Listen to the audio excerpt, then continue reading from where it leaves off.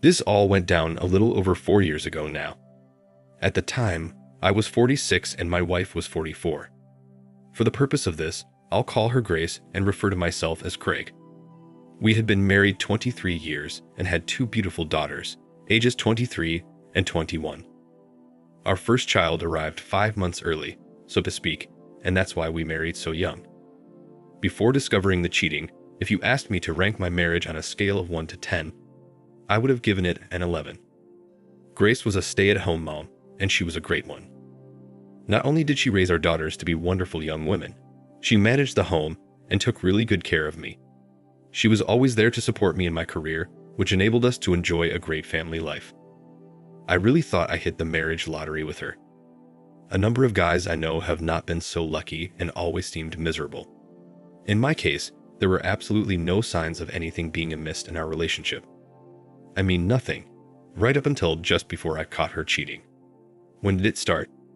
Well, after our daughters moved out, my wife suddenly had a lot of free time on her hands. Initially, she filled the extra time volunteering at our church and doing more things with our parents.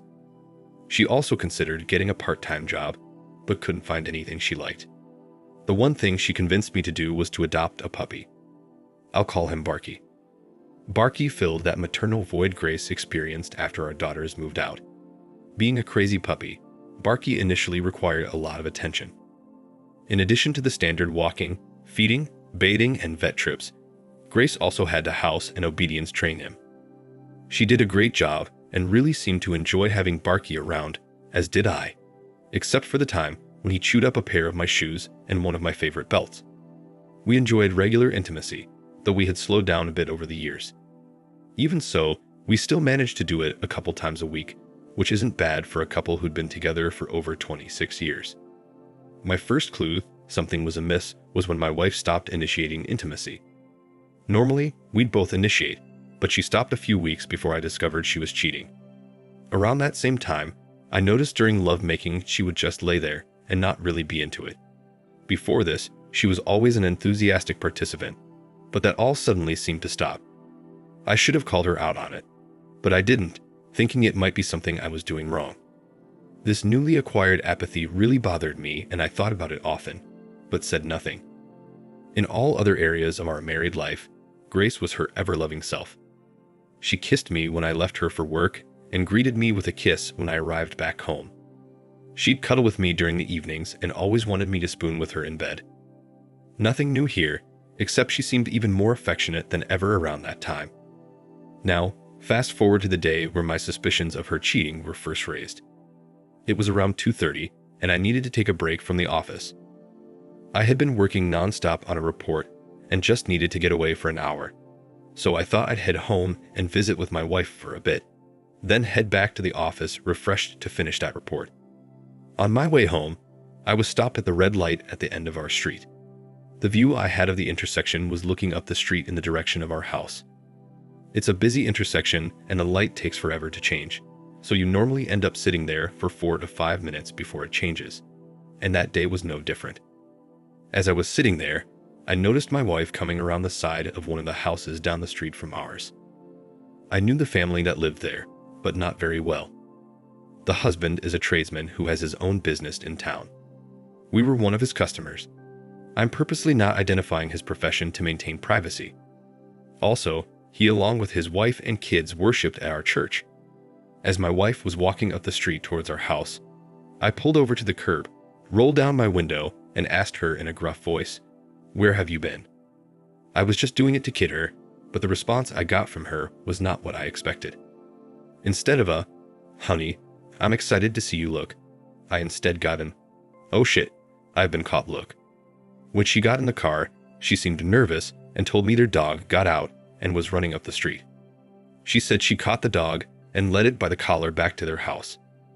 Now this was really odd because their dog is an 18-year-old collie mix that can barely walk, let alone run. I'll call her Lady. Surprised, I asked my wife did they get a new dog. She stuttered and said no, it was Lady. Grace nervously laughed and said she never saw Lady move so fast. I then asked her where Barky was and she said he's home. Then she quickly told me she just went out for a walk to get some fresh air. This was another red flag, as she always took Barky with her on walks. I then noticed she strongly smelled of Old Spice or something like it. She nervously said, "Yeah, that guy really bathes in it. I'll call that guy Tad and his wife, Marcia." I asked her how she got in on her, and she said she must have brushed up against him when she handed Lady off to him. I asked if Marcia was home, and she said she didn't know. When we got home, she seemed jumpy, talking fast about a myriad of different things. I told her I couldn't stand the smell of the cologne and to go take a shower. She said it was gagging her too and went in and took a quick shower. She came out wrapped in a towel and spent time talking with me before I went back to work. At this point, my spider senses were on high alert. I could tell something wasn't right. Then came the thing that cinched it for me. Before I left to go back to the office, I went to use the bathroom. The same one she just showered in. As I went to wash my hands, the hand soap dispenser was empty. I opened the lower cabinet to get another bottle and noticed a pair of her panties in the back of the cabinet, draped over a shampoo bottle. I reached back and picked them up, and they were wet and smelled of shampoo, like they had just been washed out and placed back there. I knew what this meant. I placed them back on the shampoo bottle and closed the cabinet. I was angry, really angry. I felt like going in that living room and doing something terrible, but I kept my cool and instead quickly got out of there and went back to work. When I got home that night, I started my investigation. While Grace was busy cooking, I checked her phone and found nothing suspicious. I then checked the 7-day archive from our doorbell camera. Reviewing the footage, I found that on 3 of the past 7 days, my Grace left the house, walked out the front door without Barky, and didn't come back for over an hour. She never walks that long, and none of her friends are home during the day, so she wasn't hanging out with them. I knew she was going to see Tad, but I needed concrete proof. I then thought of hiring a PI, but there were a ton of them listed online, and I didn't know which one to choose. I then remembered that one of my coworkers' father is a retired police officer who did a little PI work after leaving the force. I played in a golf outing with him once, and he's a great guy. I asked my coworker if his dad still did PI work. He said no, explaining he fully retired a few years back. He asked if I needed PI work done, and I told him I had a potential project. He suggested I have a conversation with his dad, who I'll call Frank, as he could help guide me. Frank called me that afternoon, and I explained my dilemma. To my surprise, he said he'd be glad to do this for me and didn't want paid for it. He said he'd enjoy doing it as he really missed getting out and working. Frank further explained that he stopped taking PI jobs a few years ago because they involved a lot of vehicle travel, and he didn't like driving that much, being 82. I'll tell you, the guy doesn't look a day over 70. He said that since everything in my case seems to be happening on the same street, he could easily handle my job. I told him that would be great, and I would let him do it if he let me pay him. Frank agreed and got to work the next morning, staking out on our street for the rest of the week. He got nothing. The only thing he witnessed was Grace walking Barky a few times a day. Frank told me to be patient and explained my wife may have cooled things after I almost caught her. He said in his experience, they always crack.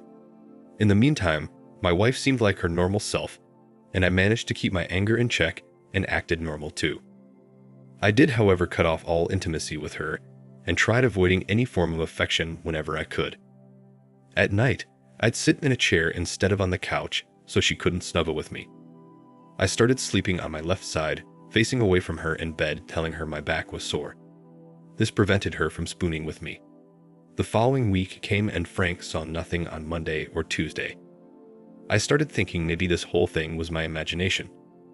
Then, as I was driving home on Wednesday, I got a call from Frank. He said he had something to show me, and it wasn't good. He said Tad came home and parked in his garage around 2 p.m. Then, 10 minutes later, my wife walked over and entered the back door of the home. She stayed there for a little over an hour and then walked back to our house. He got video of Tad going in and video of my wife creeping quickly in and out of their house. I met Frank in a restaurant parking lot down the street, and he showed me the disturbing videos. He suggested he continue monitoring her activities for the rest of the week, and I agreed. She repeated the same again on Thursday. While eating dinner with Grace on Wednesday and Thursday evening, I asked what she did that day. The only thing she said was that she did housework and walked Barky. That sealed it for me. I made the decision to divorce her and leave her so fast she wouldn't know what hit her. On Friday, I went to the best lawyer I could find. He took my case and I presented him with the evidence Frank produced. The attorney explained that our state has at fault divorce laws, which favor the betrayed party. He said that while the videos and pictures were very good, they weren't 100% conclusive proof that my wife was cheating. He continued saying that though it wasn't conclusive evidence, he felt it was enough to prove infidelity. And as such, he was confident I would not be required to pay alimony. The attorney did say, however, that I would be required to split any assets we accumulated during the marriage. I told him while I didn't love the idea of giving up 50% of my wealth, I was okay with it as Grace had been a great wife and mother up to the point where she cheated on me. Well, as luck would have it, I was able to get more conclusive evidence of her affair with Tad 2 days later. I came home from work a little early and my wife said she needed to run out to the store to pick up a few items. Specifically, she wanted to get some sweet corn for our dinner. When she left, I changed out of my dress clothes and was about to put my shirt in the laundry basket when I spotted a pair of her panties laying beside the basket. It appeared she meant to throw them in and missed. Now this is the gross part where I nearly went insane. When I picked up the panties, they were wet in the crotch and smelled with a distinct odor of male and female body fluids. Instead of being sad or angry, I instead felt like I had hit the motherlode. I got a plastic freezer bag and placed the panties in it, then took the bag out to the trunk of my car. After that, I went to the sink and washed my hands with Dawn and baking soda in the hottest water I could stand. Grace returned and started cooking dinner, totally oblivious to my discovery. Looking back now, I don't know how I made it through dinner without exploding on her. But I did just fine and even helped her wash and dry the dishes. After dinner, I was sitting in the living room doing some work on my laptop facing the kitchen and the laundry room. Grace went into the laundry room to put a load in the washer. I watched her out of the corner of my eye as she searched frantically for those panties. She looked under the washer, then under the dryer, then on the shelves and the floor. She even pulled out the units and looked behind them. She then walked down the hall, still I assume, in search of those panties. Eventually, she gave up in frustration and came to join me in the living room. As I sat there, it dawned on me that at that very moment, my wife was chock full of another man's DNA. It also hit me that she planned to wash those nasty panties in the same laundry with my clothes. The level of disgust I felt at that moment made me hate her, and I've never gotten over it till this day. She disgusts me. No matter how many great years she had given me, I will always remember her by the betrayal and disrespect and nothing more. The following day, I told my attorney what I found. He instructed me to hang on to the panties, as we might use them in court if needed should my wife dispute the fact she was cheating. He said he would discuss the panties pre-trial with her counsel once she obtained one. He said just making them aware we had the article in our possession would likely be enough to convince her not to challenge the claim. Now, it was just a waiting game until my attorney prepared the divorce papers so I could confront my wife. In the meantime, I shared what was going on with my parents, brother, and his wife. Their response was as expected. Grace? No way. They couldn't believe it. They offered to help me in any way they could. I told them I'd like them all to be there with me when I confronted Grace. They all readily agreed to do so. When the day of the confrontation came, I asked my wife to invite our parents, brother and sister-in-law over for coffee since we hadn't gotten together with them in a few weeks. She happily obliged and said she prepared a few special desserts for the occasion. When I got home that night, Grace and I had dinner and cleaned up. She then set the table with her desserts and put on a big pot of coffee. Everyone arrived well ahead of time and took a seat in the dining room. I was a bundle of nerves. As we all sat down, Grace poured everyone coffee and served us desserts. For a minute, I felt terrible for what I was about to do, but that feeling quickly dissipated. After everyone was served, I told the group I had a surprise for my wife. She looked up at me with love in her eyes, thinking I was going to announce something special. I'll never forget that look as long as I live. I then proceeded to tell her that I knew she had been having an affair for the past month with Tad. My family sat in silence while her parents were completely dumbstruck. Grace at first tried playing dumb, asking me what I was talking about. She then started crying, saying she didn't cheat, and that this was all a big misunderstanding. I told her I had a private investigator following her every move for the past month, exaggerating a bit there. I then informed her I had multiple videos of her sneaking in and out of Tad's home. Grace then said she could explain, saying she was just going there to help him with his dog. I then asked her to explain what she did alone with a male neighbor in his home without his wife being present and without telling her husband, repeating, "Please explain this to me." She just stammered as she tried to think of something, and then started crying hard, saying, "It wasn't what it looked like." I then pulled out my ace in the hole and told her I found a pair of her soiled underwear and had them tested. I said the results contained the DNA of another man, not me.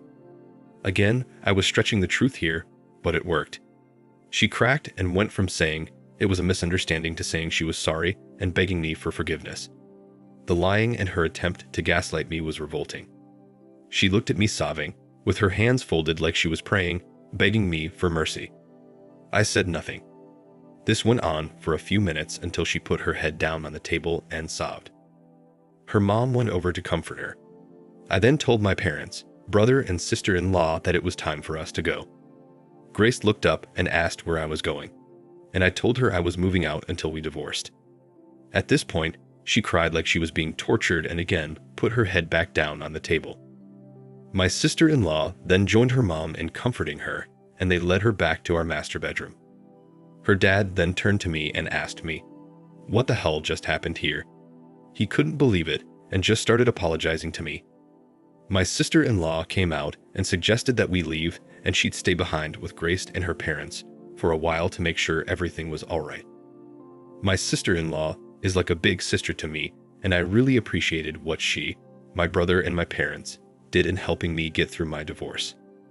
I stayed the night with my parents, and the following morning I called my girls to inform them. I told them everything. They were shocked, saddened, and they couldn't believe their mother of all people could do something like that, especially with Mr. Tad of all people. They knew his kids and were really upset by the whole thing. They said after they got off the phone with me, they were going to call her together to scream at her and may never speak to her again. I'm not going to lie, hearing their reaction made me feel good. I told them as adults they need to process this as they see fit, but I also reminded them that she has been a great mother and was a great wife to me up until the point she cheated.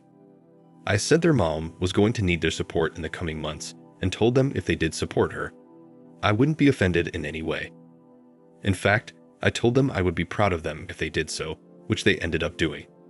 The following day, I received 7 missed calls from Tad's business line. I knew at that point my wife had alerted him, and he was likely calling me to run interference from telling his wife. This only ticked me off more. So that afternoon, I went over to the insurance agency office where Marcia worked to tell her.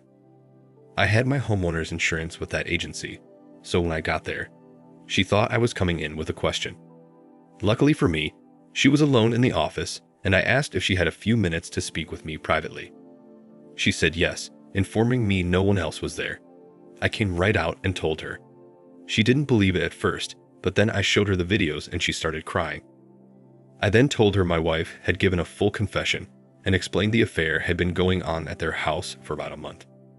She again couldn't believe it, but said she had noticed a strange perfume-like smell in their bedroom recently.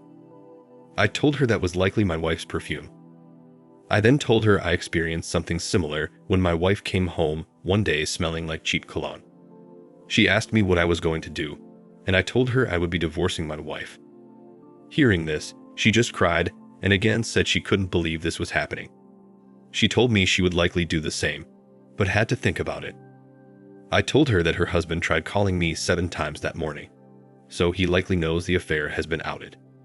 She said she would be leaving shortly to confront him. She thanked me, we exchanged cell numbers, and I left feeling a sense of accomplishment, but also feeling really bad for her and her kids. She's a really nice person who does a ton of volunteer work at our church. She didn't deserve this, just like I didn't deserve this, but sometimes life deals you a bad hand, and you just have to play it.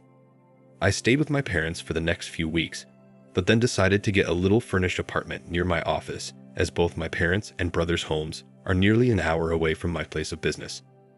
From the day I confronted her until the day our divorce was final, Grace tried endlessly to get me to reconsider.